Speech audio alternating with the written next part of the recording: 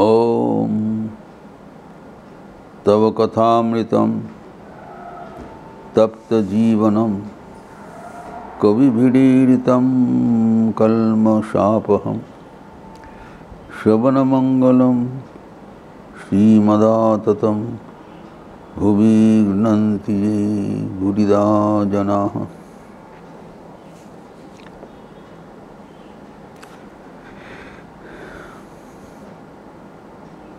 Master मशाय के साथ भगवान श्री रामकृष्ण का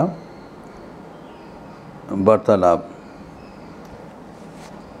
हो रहा था श्यामपुकुर बाटी में 18 अक्टूबर 1885 अवतार का प्रयोजनीयता के संपर्क में मास्टर महाशय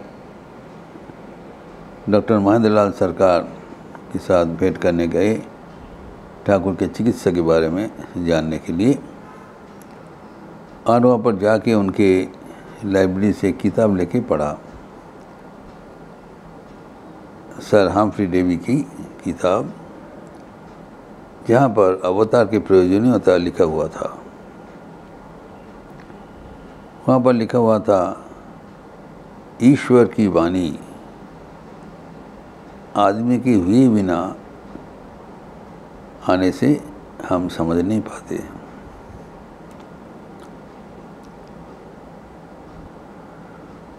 The divine truth must be made human to be appreciated by us. It was लिखा था।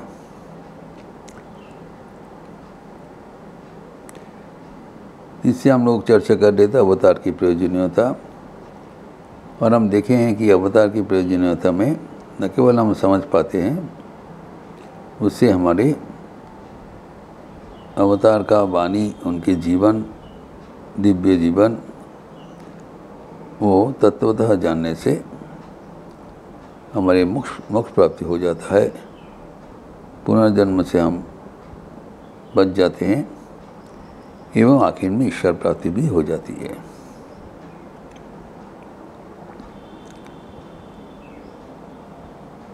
इसके आगे मास्टर महाशय बोल रहे हैं, साहब और भी कुछ लिखा है। उन्होंने उदाहरण दिया है सर हम्फ्री डेवी ने उस किताब में, कि सूर्य के रोड हम तक नहीं सकते हैं। उनकी जो इतना दीप्ति की विशालता, उनका द्युति हम सादा चौक में नहीं देख सकते हैं।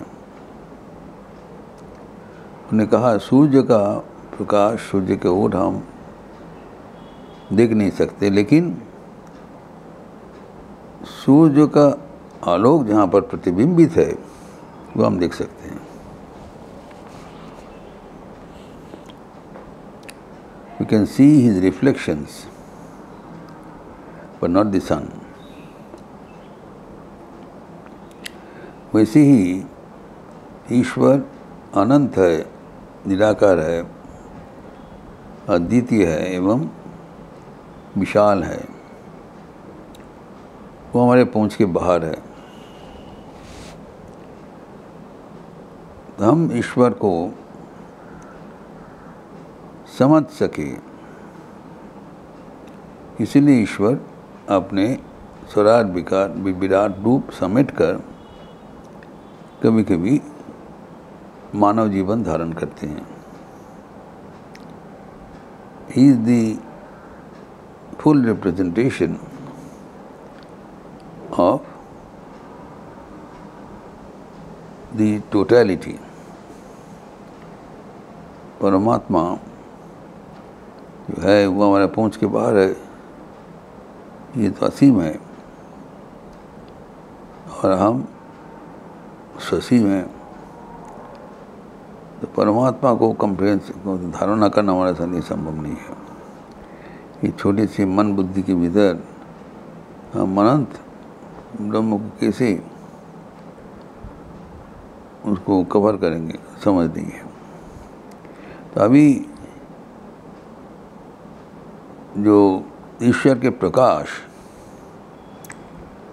देखकर ईश्वर के बारे में हमें जानना जरूरी है।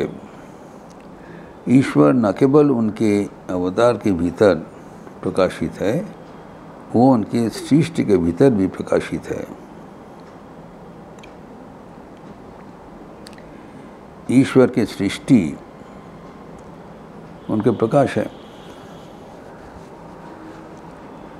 इसलिए उपनिषद में कहा गया है, ईशावास्यमिदं सर्वम यत्किंचित् जगत्यं जगत्। जो ईशा, जो ईश्वर है, परमात्मा है, इस समस्त पृथ्वी, समस्त सृष्टि को व्याप्त करके सब में ओतप्रोत रूप से विराजमान है। यत्किंचित् जगत, जगत बोल के हम लोग जो समझते हैं, जो कुछ है, everything pervades through the divinity of God। भगवान हमारे चारों सृष्टि को आच्छादन करके है। जो कुछ है, अच्छा बुरा जो कुछ है, तो कोई भगवान के प्रकाश बिना और कुछ नहीं है। तो उनके जो एक ही ईश्वर विभिन्न रूप से प्रतिफलित हो रहा है, एक ही सूर्य विभिन्न आधार पर विभिन्न रूप से प्रतिबिंबित होगा। अगर आधार जैसा होगा वैसे ही प्रतिबिंब होगा। जो अगर कुछ साफ आधार होगा तो परिष्कार दिखाई पड़ेगा, अगर उसमें धूल मिट्टी होगा तो विकृत प्रतिफलन होगा। लेकिन प्रतिफलन वही है कि सूर्य का है। एक बिना कोई यार, there is only one object, again the reflections are many, so you have to find out this unity in diversity। इसलिए ऋग्वेद में कहा गया है, एकम सत विप्रा बहुधा वदन्ति। Truth is one, the sages call it in various names। तो ये जो समन्वय, ये श्री रामकृष्ण की वाणी है, ये समन्वय की वाणी। जितने मत उतने पथ। सभी जो दूती है, सभी जो भगवान का दूती है, वो विभिन्न रूप से प्रतिभात हो रहा है। ये हमें जानना चाहिए। तो अभी समान परमात्मा को चारों ओर देखने के हमें परिपक्वता होना चाहिए। इसीलिए भगवान को प्रकाश के माध्यम से भगवान को देखने के लिए कहा गया है। स्वामी विवेकानंद कह रहे हैं, बहु रूपे सन्मुखे तुम्हार ছাড়ি কোথা খুঁজছি ঈশ্বর, জীবে প্রেম করে যেই জন সেই জন সেবিছে ঈশ্বর।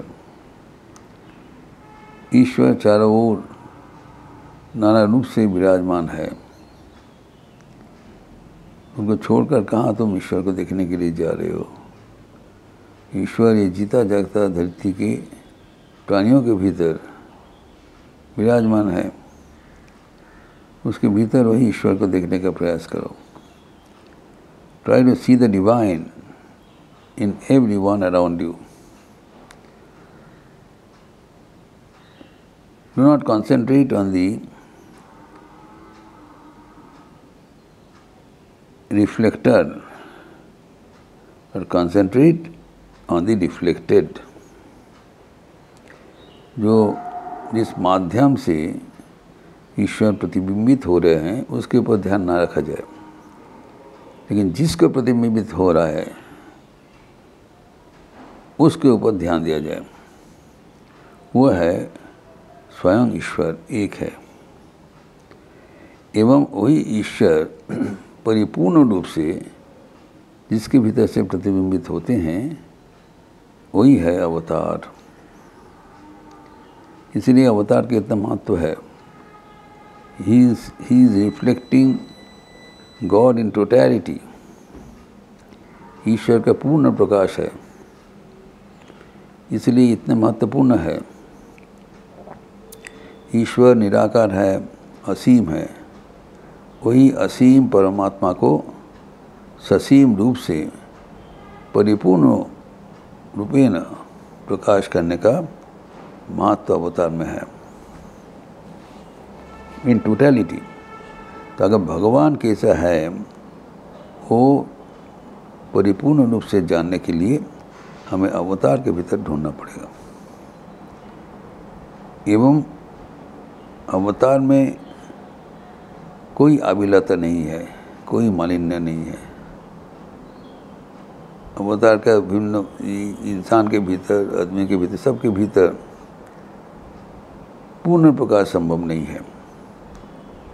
जो कुछ जितना है उतना होगा। To the degree of reflection, जितना अच्छा माध्यम होगा उतना अच्छा प्रतिफलन होगा।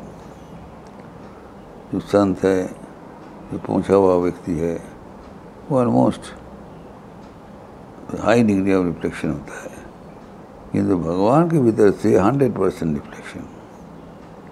बिकॉज ईश्वर के अवतार एवं ईश्वर बराबर है, एक ही है, अलग नहीं है।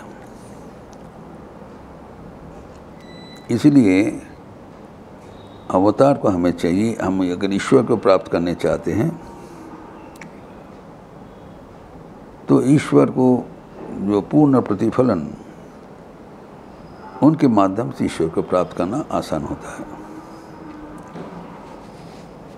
जो अवतार, जो ईश्वर हम चाहते हैं, वही ईश्वर हमारे जैसे मनुष्य का रूप धारण करके धराधाम में आते हैं, उनके संगोपांगों सहित। सबके भीतर ही उनका प्रतिफलन है, कम बेसी। और we have to accept God in totality. तो इसको आगे बढ़ाते हुए स्वामी जी ने कहा है कि सबके भीतर भगवान को दर्शन करने का प्रयास करो। तो the entire life will be holistic. ईश्वर बिना तो कुछ है नहीं। अगर चारों नाम ईश्वर को जो उपस्थिति हम वो देखने का प्रयास करें तो हमारी जो दृष्टि वो साफ हो जाएगा। We try to see God in everyone around us and see God in totality in the incarnation of God. जो इनकारनेशन, जो ईश्वर के अवतार हमारे पसंद होता है, उन्हीं के माध्यम से भगवान को उपस्थिति कल्पना करें। इट में वेरी, कोई रामचंद्र के माध्यम से देखना चाहेंगे, कोई कृष्ण के माध्यम से देखना चाहेंगे, वो उनका स्वाधीनता है। अगर कोई रामकृष्ण परमहंस का भीतर में देखना चाहते हैं वो भी ठीक है। तो सब में विभिन्न प्रकार का प्रकाश, एक एक किस्म का प्रकाश है। तो भगवान जिसको हम चाहते हैं वो हमारे पहुंच का बाहर है। पहुंच का बाहर मतलब हमारे मन वाणी के बाहर है। मन के भीतर से भगवान को हम कंसीव नहीं कर सकते हैं, उसको हम नाप नहीं सकते हैं। तो हमारे आंगन के भीतर, हमारे मन के भीतर, ताकि हम भगवान को समझ सकें, भगवान को प्यार कर सकें, भगवान को अपना सकें, तो वही सराट विराट अपने का रूप समेट करके in condensed form here he comes to us to give us constant inspiration. भगवान का जो वाणी, भगवान का जो जीवन, वो सर्वदा हमें प्रोत्साहन करते हैं, हमें अपना वो लेते हैं। भगवान आनंद की खान है। Why do we require God? क्योंकि भगवान आनंद, वी ऑल वांट जॉय। ईश्वर है Sachchidananda, the existence absolute, knowledge absolute, bliss absolute. हम अनंत आनंद चाहते हैं, आनंद बिना हम रह नहीं सकते हैं। वो आनंद का तलाश हमें ईश्वर के भीतर से करना चाहिए। ईश्वर के भीतर वो पूर्ण आनंद का प्रकाश मिलेगा, एकमात्र वहीं पर मिलेगा और कहीं पर नहीं मिलेगा। क्योंकि हम लोग चर्चा करके देखे हैं, जिस सांसारिक जो सुख है वो सीमित है, पारमार्थिक आनंद ही असीमित है। आनंद उसको कहलाता है जो असीम है, निरंतर है एवं जिसमें कोई मिलावट नहीं है, अविमिश्र है। तो वो सुख, वो आनंद एकमात्र ईश्वर में ही मिलेगा एवं ईश्वर भगवान के भीतर से प्रकाशित होते हैं, अवतार के भीतर प्रकाशित होते हैं, इसलिए अवतार हमें चाहिए होगी। इस प्रसंग और भी आगे बढ़ाते हुए हम अगले दिन चर्चा करेंगे। ओम शांति शांति शांति। हरि ओम तत्सत्। श्री राम कृष्णार्पणमस्तु। आज एक महत्वपूर्ण दिन है। आज स्नान यात्रा पुरी में श्री श्री जगन्नाथ देव की जी स्नान यात्रा का तिथि आज होता है। भगवान को आज बाकायदा स्नान किया कराना होता है और एक पावन तिथि है। बेलूर मठ में भी ये तिथि मनाया जाता है। आज जो आत्माराम का कोटा रखा हुआ है, ठाकुर के जो अस्त्र विशेष जो संरक्षित है, उसको आज बाकायदा महास्नान किया जाता है। साल में जो 3 बार किया जाता है, एक बार है स्नान यात्रा के दिन बेलूर मठ में, दूसरा एक ठाकुर के उत्सव के समय एवं तीसरा महाअष्टमी के दिन। तो आज यहाँ पर भी पूर्णमासी के अवसर पर श्याम नाम संकीर्तन होगा संधरती के उपरांत। आप सबका स्वागत है। अच्छे रहिए, स्वस्थ रहिए, आनंद में रहिए। नमस्कार।